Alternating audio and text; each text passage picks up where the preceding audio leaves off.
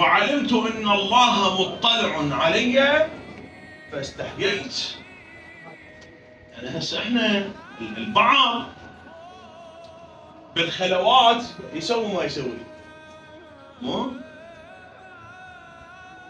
هيك اكو روايه او قول الامام الصادق عليه السلام يقول: خفى الله في خلواتك. خفى الله في خلواتك كأنك تراه، فإن لم تراه فهو يراك.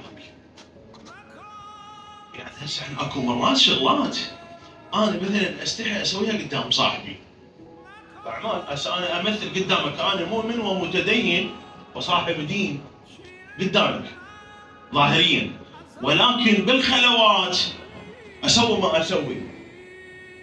زين هاي شنو هاي؟ انت تستحي من صاحبك، ما تستحي من الله سبحانه وتعالى من هذا العمل او من هذا الفعل. خفى الله في خلواتك كانما شنو؟ تراه، فان لم تراه فهو شنو؟ يراك. فالامام الصادق عليه السلام يقول: وعلمت ان الله مطلعا علي فاستحي، يعني يشوفني بكل فعل وبكل عمل شنو؟ يراني، يشوفني مطلع على اعمالي. ذكرت قصه الاخوه راح للهند، يقول راح المحل مال بقاله يعود بها مخدر، يقول هذا الهندي شو مخلي له؟ خلي له بونيه، قبل لا يوزني يجي يحط راسه وين؟ بالبونيه ويجي يوزن. يقول انا متابع يعني جاي ناس تشتري هذا، يقول على ما وصل لي السراي قلت له تعال اوقف، انت جاي شو تسوي؟ قبل لا توزن شو سوى هاي العمليه؟ خلي راسك بالبونيه. قال انا مخلي الهي ورب وين؟ بالبونيه. الاصنام يعني هم هناك الديانات، هناك هم ديانات عندهم، هو يعني يعبد الاصنام. فيقول انا اخاف من الاصنام، كل ما اريد اخاف ابوق بالميزان، ابوق بالميزان، اجي ابوع بالبنيه اشوف الهي على مود شنو استحي من عنده وما ابوق. هذا شنو هذا؟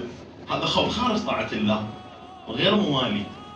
تعال هسه احنا مجتمعنا اللي سبحان الله عندهم يعني يدعون هو شنو؟ هو عنده ارتباط بالله عز وجل وارتباط بمحمد واهل بيت محمد، ولكن تعال شوف الغش اللي عنده بكل المعاملات.